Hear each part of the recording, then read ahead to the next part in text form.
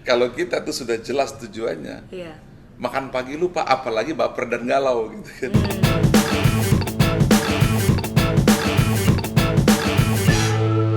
Eits, tunggu dulu. Sebelum nonton video lengkapnya, jangan lupa untuk subscribe ya dan klik link di bawah ini. Jangan lupa juga untuk klik tombol loncengnya. Oke?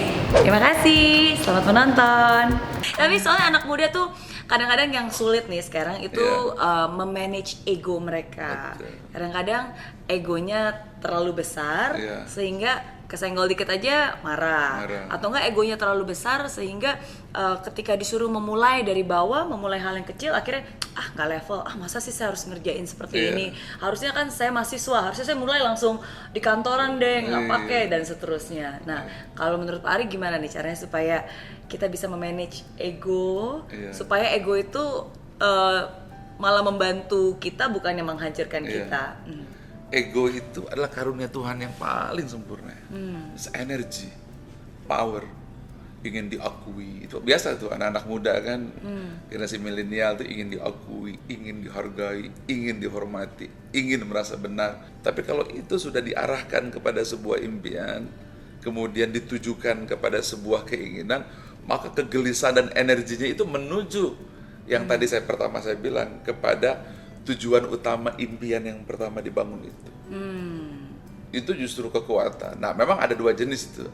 Ketika kekuatannya itu tidak bisa dimanage, dia dimatikan dengan cara-cara yang menghabiskan waktu, marah, kesel, atau menghabiskan waktu di mall-mall. Kemudian dilakukan hal seperti itu dimatikan. Lalu pulang dengan rasa letih, lalu istirahat. Atau dia mengambil hal negatif, dia mengambil narkotika dan seterusnya untuk dimatikan. Padahal itu adalah power terbesar, powernya anak muda untuk ngerubah dunia. Nah kalau kita bisa menggeser itu semuanya, maka mereka lah yang bisa merubah Indonesia.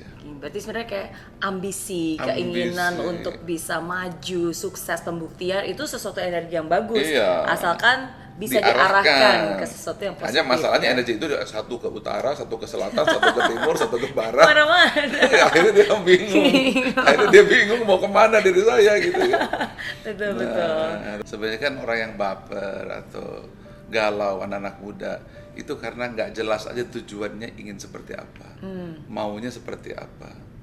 Kalau kita tuh sudah jelas tujuannya, makan pagi lupa, apalagi baper dan galau gitu kan. Tapi kalau kita bisa mampu memfokuskan seperti yang Miss Mary selalu ajarkan itu, bisa percepatannya bisa berkali-kali lipat lebih cepat sampai dibandingin zaman saya dulu. Dibanding zaman kita juga Pak Ari. Dulu kan kita nggak punya mentor, Miss Mary juga nggak tahu ada mentor apa nggak, saya juga enggak.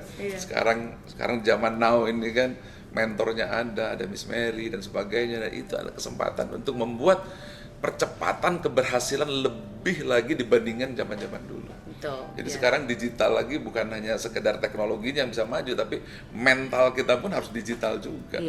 Ini ngomong tentang digital, saya baru ingat nih Pak Ari Ginanjar juga bahkan menggunakan teknologi digital untuk mengajarkan ESQ. Ada lewat aplikasi mengajarkan ESQ lewat teknologi, berarti kan ya? Iya, artinya kan kalau ingin memberi training jumlahnya ribuan atau puluhan ribu kan nggak bisa lagi seperti ini. Teknologi harus dimanfaatkan sehingga semua bisa menjangkau. Saya belajar di Miss Mary, setiap hari saya nonton di situ. Ini kekinian banget. Tapi satu hal nih, kalau gitu saya nih pertanyaan nih harus saya tanya kepada Pak Ari Ginanjar. Dari seluruh pembicaraan ini berkali-kali saya sebutkan Pak Ari benar-benar orang yang sangat rendah hati. Sekarang apa yang membuat Pak Ari bisa begitu rendah hatinya? Walaupun sebenarnya Pak Ari ini udah tahu lebih banyak daripada saya dibandingkan orang-orang lain, tapi selalu bilang saya masih mau belajar dari sini, belajar dari sana. Itu apa yang membuat Pak Ari bisa begitu humble?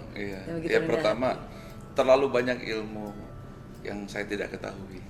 Semakin kita banyak belajar, semakin tahu bahwa kita hanya menguasai sedikit.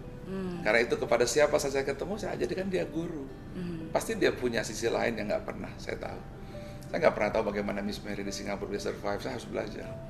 Saya nggak tahu juga bagaimana orang-orang lain bisa memiliki kemampuan sendiri, saya mesti belajar. Jadi setiap kali ketemu orang, saya selalu pakai ilmu Sun Tzu. 1000 sungai di gunung turun ke laut. Jadi apabila kita merendah, maka semua keberkahan, rezeki, kasih sayang turun ke tempat rendah. Jadi nggak mungkin air itu ngalir dari tempat tinggi ke tempat rendah. Dengan rendah hatilah ilmu saya banyak. Atau seperti Arjuna itu gurunya banyak karena dia rendah hati, maka semua ngisi dia gitu. Maka makin saktilah dia gitu. Itu satu hal yang langka.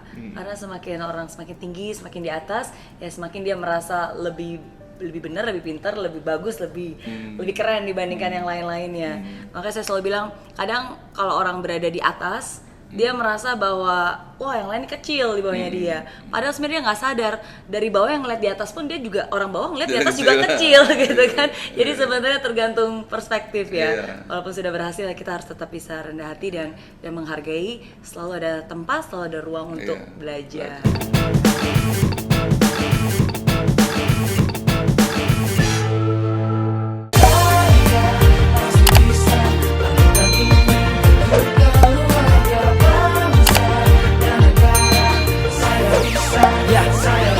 Laksana bumi tanpa hujan, hidup tanpa tujuan, kering dan mati tanpa hijaunya tumbuhan.